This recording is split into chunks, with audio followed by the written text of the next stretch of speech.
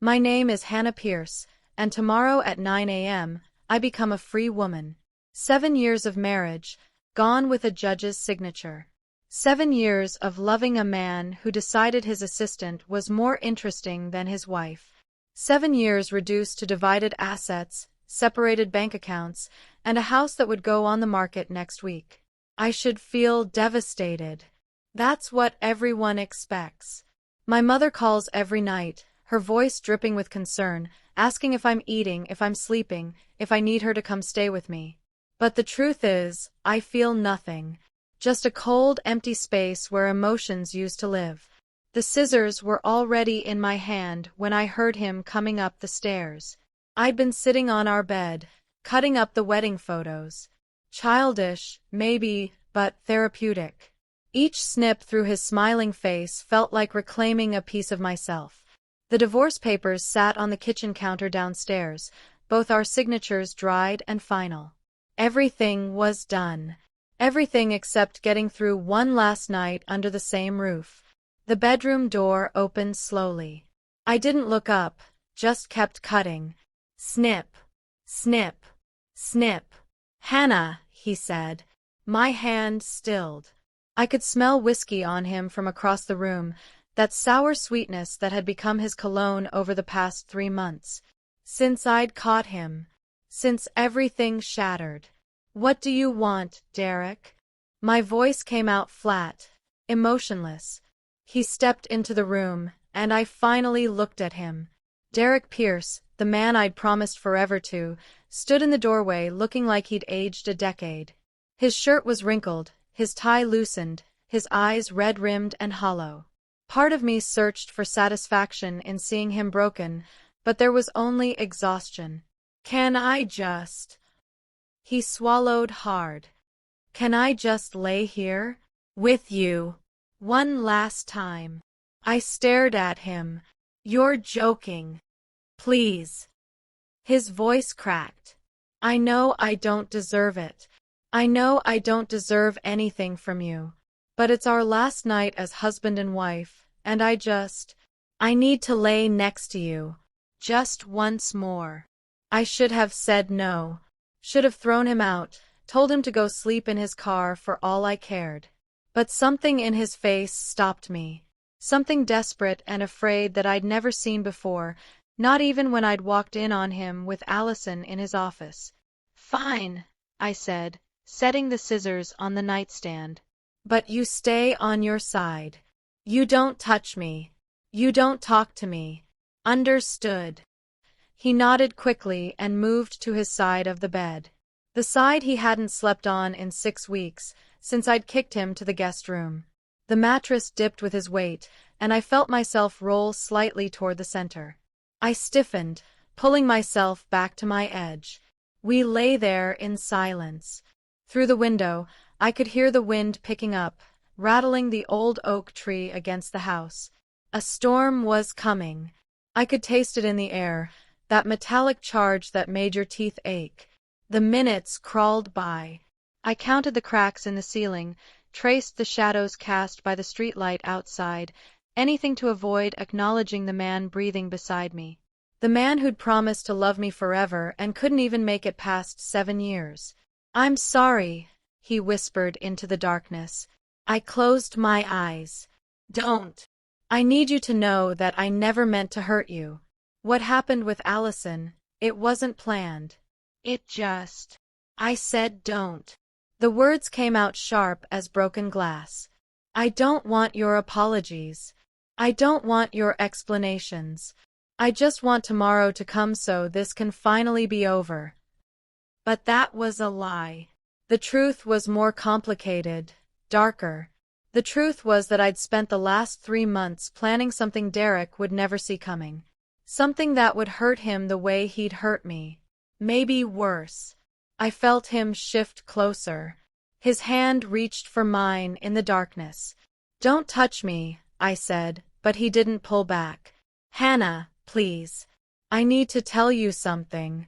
Something important. There's nothing you could say that I want to hear." His grip tightened on my hand, and I could feel him trembling. "The divorce. Tomorrow. You can't go through with it. I sat up so fast my vision blurred. What did you just say? He sat up too, and in the dim light from outside, I could see tears streaming down his face. Real tears. Derek never cried. Please, Hannah. I'm begging you. Don't sign those papers tomorrow. Don't finalize it. Have you lost your mind?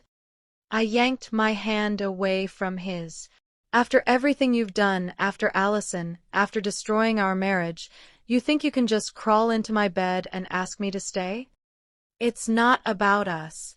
It's about… He was hyperventilating now, words tumbling out between gasping breaths. God, Hannah, something's happened.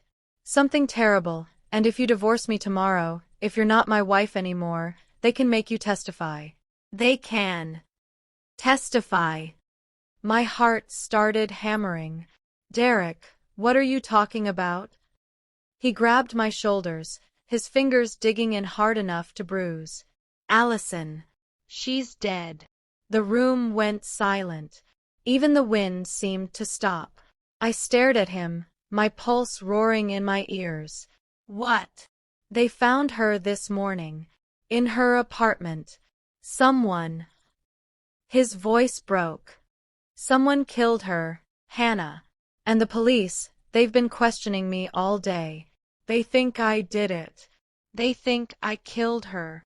My mind raced, trying to process his words. Allison was dead. Allison, the 26-year-old assistant with a perfect smile and the wandering hands. Allison, who'd destroyed my marriage. Dead. Why are you telling me this? I asked slowly. Derek's eyes locked onto mine, and what I saw there made my blood run cold. Not grief. Not fear. Suspicion. Because they found something at her apartment, he said quietly. Your earring. The diamond one I gave you for our 5th anniversary. The one you said you lost last month. That's impossible, I said, but my hand automatically went to my ear, feeling for the earring that hadn't been there in weeks. I lost that at the gym. I told you that. That's what you said. His voice was different now, harder. But the police found it under Allison's bed. And there's more, Hannah. There's security footage of someone entering her building the night she died. Someone wearing a coat just like yours. Derek, I didn't.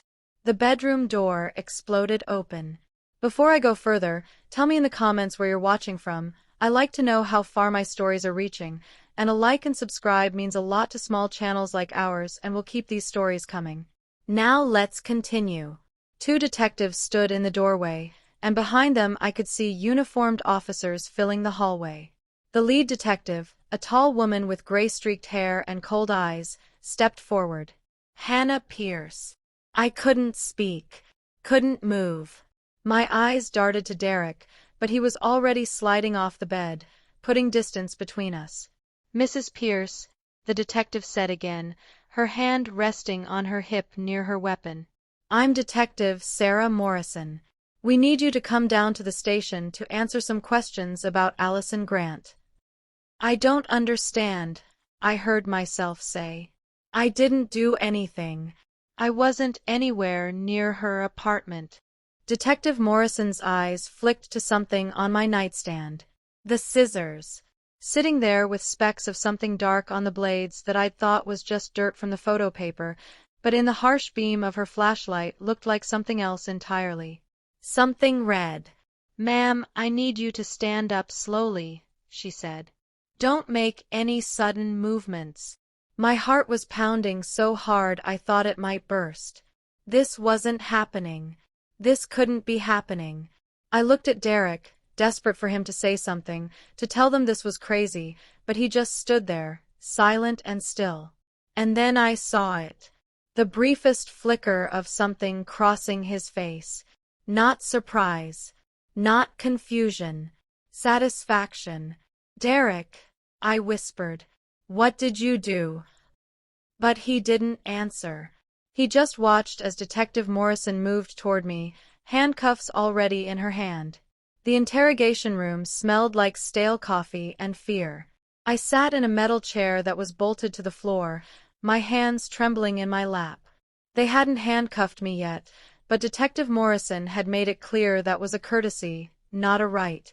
The walls were gray, the fluorescent lights buzzing overhead like angry wasps. A mirror stretched across one wall, and I knew people were watching from the other side. Watching me, judging me, thinking I was a murderer. "Let's go over this one more time, Mrs. Pierce," Detective Morrison said, settling into the chair across from me. She had a manila folder in front of her, thick with papers I couldn't see. "Where were you on the night of March 14th between 8 p.m. and midnight?" "I already told you," I said, my voice hoarse. "I was home. Alone. Packing boxes for the move." "Can anyone verify that?" "No. Derek was at a work dinner. Or so he said." The bitterness leaked into my voice before I could stop it. Morrison's eyebrow arched. "You sound angry with your husband." "Soon-to-be ex-husband," I corrected. "And yes, I'm angry. He cheated on me with Allison. He destroyed our marriage. But that doesn't mean I killed her." "Interesting choice of words," Morrison said, leaning back. "You say he destroyed your marriage. Not she destroyed it. Not they destroyed it. He did." I opened my mouth, then closed it. She was twisting my words, looking for cracks in my story. I needed to be more careful. "Mrs. Pierce, we have evidence placing you at Allison Grant's apartment building," she continued. "Security footage shows a woman matching your description, wearing a coat identical to one found in your closet, entering the building at 8:47 p.m. That wasn't me." The woman was also wearing a red scarf. "You own a red scarf, don't you?" "Lots of women own red scarves. But not lots of women had their diamond earring found at the crime scene." Morrison opened the folder and slid a photo across the table. It showed my earring, the one Derek had given me, lying on a plastic evidence bag. "This is yours, isn't it?" My stomach twisted. "I lost that earring weeks ago. I told Derek. I thought it fell out at the gym." "Convenient." Morrison pulled out another photo. This one made my breath catch. It showed the scissors from my nightstand, now sealed in an evidence bag. "These scissors were found on your nightstand. Preliminary tests show the substance on the blades is consistent with human blood." "That's impossible," I whispered. "I was using those to cut up photos. Wedding photos. There was no blood." "Then how do you explain it?" "I can't." My hands were shaking so badly I had to clench them into fists. Someone must have. Someone's setting me up. "Who would do that, Mrs. Pierce?" The answer sat on the tip of my tongue like poison. "Derek." But why? What did he gain from framing me for murder? "Unless." "I want a lawyer," I said suddenly. Morrison's face hardened. "That's your right. But I should tell you, Mrs. Pierce, things will go much easier if you cooperate. If this was self-defense, if Allison attacked you first, if there's any explanation." "I wasn't there," I said firmly. "I didn't kill her. And I want a lawyer. Now." Morrison stood, gathering her folder. "Fine. But while you're waiting, think about this. We found a storage unit registered in your name. Unit 217 at Secure Space on Maple Street. Want to guess what we found inside?" My blood went cold. "I don't have a storage unit." "The rental agreement has your signature, your credit card on file. And inside, we found Allison Grant's purse, her phone, and a knife with her blood on it." Morrison leaned down, her face inches from mine. "So you can keep saying you weren't there, Mrs. Pierce, but the evidence says otherwise." She left, the door slamming behind her with a sound like a gunshot. I sat there, alone, my mind spinning. A storage unit I'd never rented. Evidence I'd never planted. Security footage I couldn't explain. Someone had gone to elaborate lengths to frame me, and there was only one person with motive. Derek. But why kill Allison? He'd been sleeping with her, planning a future with her. Unless their affair had gone wrong somehow. Unless she'd threatened him, or demanded something he couldn't give. Unless she'd become a liability. And if he'd killed her, why frame me for it? We were getting divorced anyway. I'd be out of his life by tomorrow morning. Unless. The realization hit me like ice water. The prenup. We'd signed a prenuptial agreement before getting married. My father had insisted on it because I'd inherited a substantial trust fund from my grandmother. If Derek and I divorced, he got nothing. But if I went to prison for murder, if I was convicted, the trust fund would be contested. And as my husband, Derek would have a legal claim to it during the appeals process. Maybe even permanently if I died in prison. He wasn't framing me out of revenge. He was framing me for money. The door opened again, but it wasn't Detective Morrison. It was a man in an expensive suit, carrying a leather briefcase. He had silver hair and sharp eyes that reminded me of a hawk. Mrs. Pierce, I'm Robert Chen. Your husband retained me to represent you. My husband. The words made me want to laugh. Or scream. I don't want a lawyer Derek hired, I said. With respect, Mrs. Pierce, you're facing a murder charge. You need the best defense available, and I'm it. He sat down across from me, opening his briefcase. Now, I've reviewed the evidence the prosecution has, and I'll be honest. It's not good.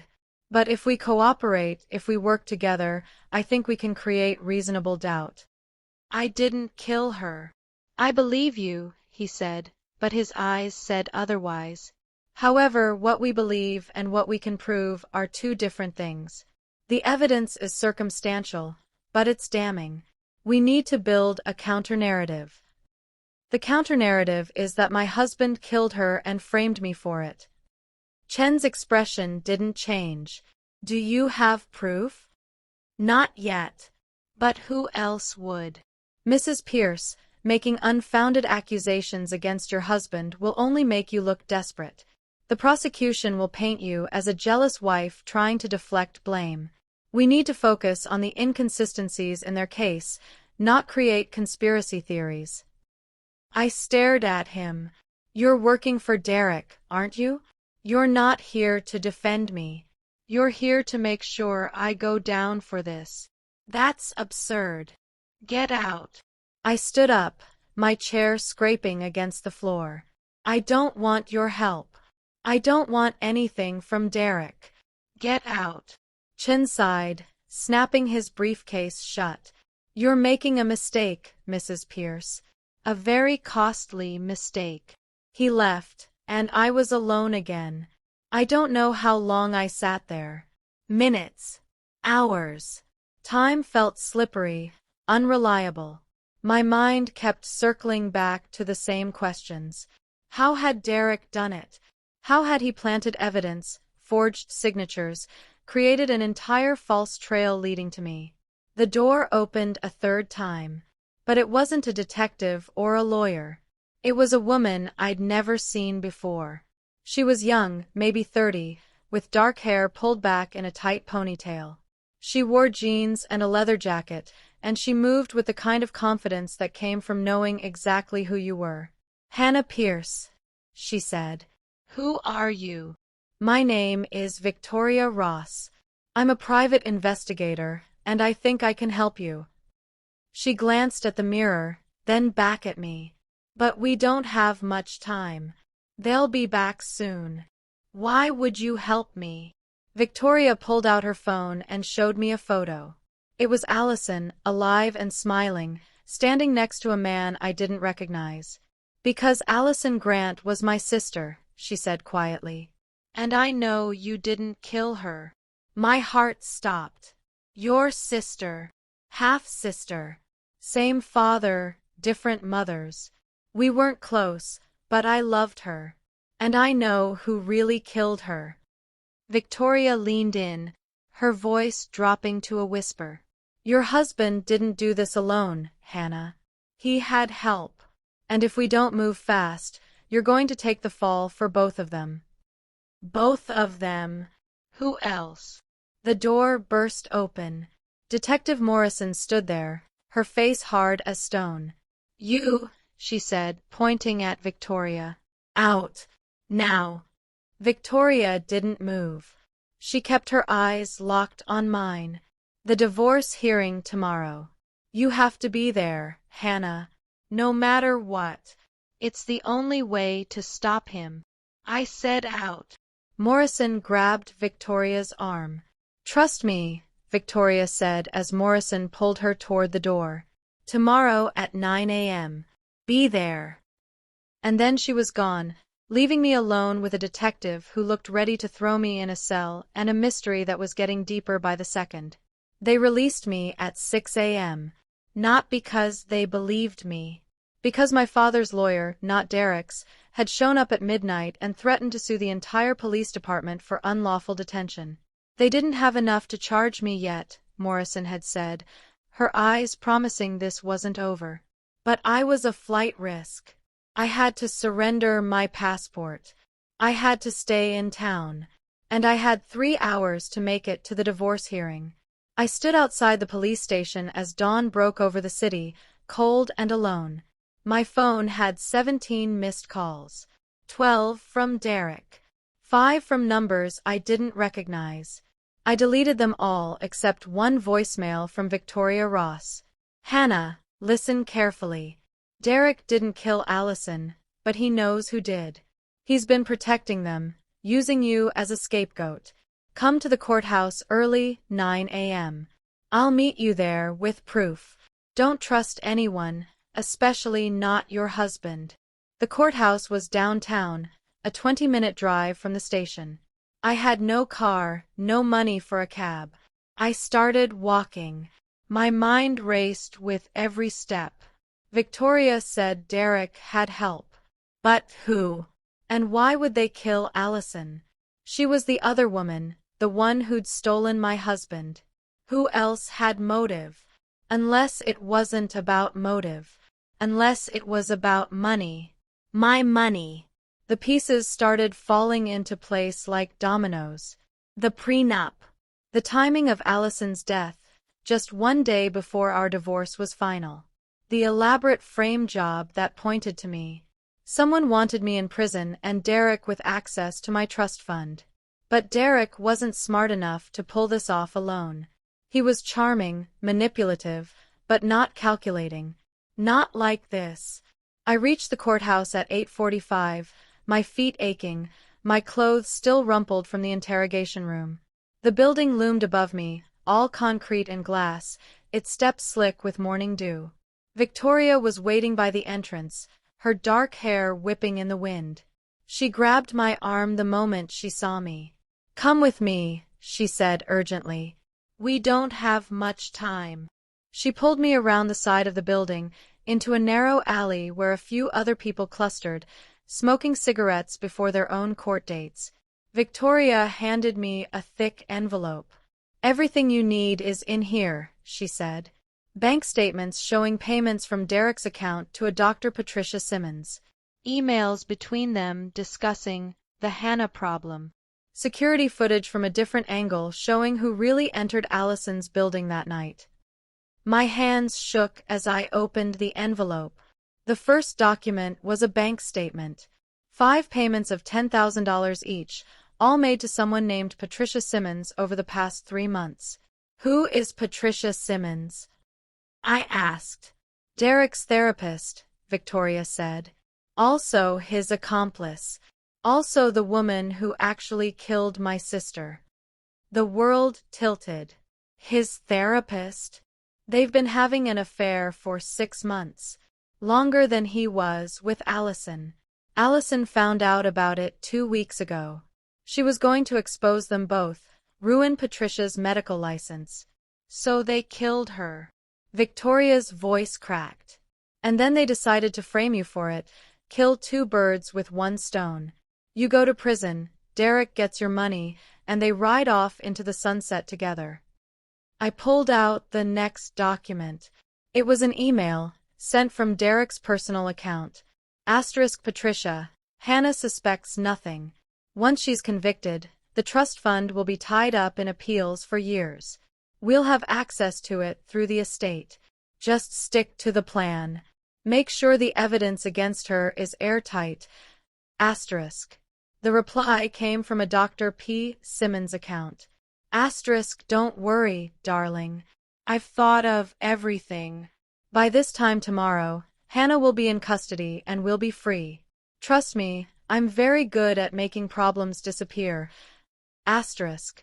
Oh my God, I whispered. There's more, Victoria said, pulling out her phone. She showed me a video. It was security footage from Allison's apartment building, but from a different camera than the police had shown me. This one caught the woman's face as she entered. It wasn't me. It was a woman in her 40s with blonde hair and sharp features, wearing a coat like mine and a red scarf. As she passed under the light, I could see her face clearly. That's Patricia Simmons, Victoria said. She wore clothes matching yours, planted your earring, used scissors she'd taken from your house during one of Derek's visits. She's been planning this for months. My legs felt weak. How did you get this footage? I'm a private investigator. It's what I do. The police only pulled footage from the main entrance camera. I checked the side entrance. This shows her coming and going. Victoria gripped my shoulders. Hannah, you need to show this to the judge. Today. During the divorce hearing. Once you're divorced, Derek loses his claim to your estate. The whole plan falls apart. But the police will take days to process this, if they even believe you. Patricia has connections. Derek has money. They'll bury this evidence before it sees the light of day. But if you expose them in open court, in front of a judge and witnesses, they can't hide. I stared at the envelope in my hands, at the proof of my husband's betrayal. Not just infidelity, murder, conspiracy, fraud. Why are you helping me? I asked Victoria. You said you weren't close to Allison. Her eyes filled with tears. Because she was still my sister. And because no one deserves what they did to her. Or what they're trying to do to you. A clock tower nearby chimed 9 times. We need to go, Victoria said. Now. We rushed into the courthouse, through security, up the stairs to family court on the 3rd floor. The hallway was packed with people waiting for their cases. I scanned the crowd, looking for Derek. I found him standing outside courtroom C, talking on his phone. He was wearing his best suit, the navy one he saved for important meetings. He looked calm, collected, like a man who had everything under control. When he saw me, his face went pale. I walked straight up to him, the envelope clutched in my hand. Hello, Derek. He ended his call, slipping the phone into his pocket. Hannah, I didn't think you'd make it. I bet you didn't. Look, about last night, the police questioning you, I had no idea they were going to. Cut the act, I said quietly. I know everything. Patricia Simmons. The payments. The plan. Something flickered in his eyes. Fear, then anger, then calculation. I don't know what you're talking about. Yes, you do. And in about 5 minutes, so will everyone else. The courtroom doors opened. The bailiff called our case. Pierce versus Pierce, dissolution of marriage. Derek grabbed my arm as I started to walk in. Hannah, wait. Let's talk about this. Whatever you think you know, I can explain. I jerked my arm free. The time for talking is over. Inside the courtroom, Judge Martinez sat behind her bench, reading through papers. Our case was supposed to be simple.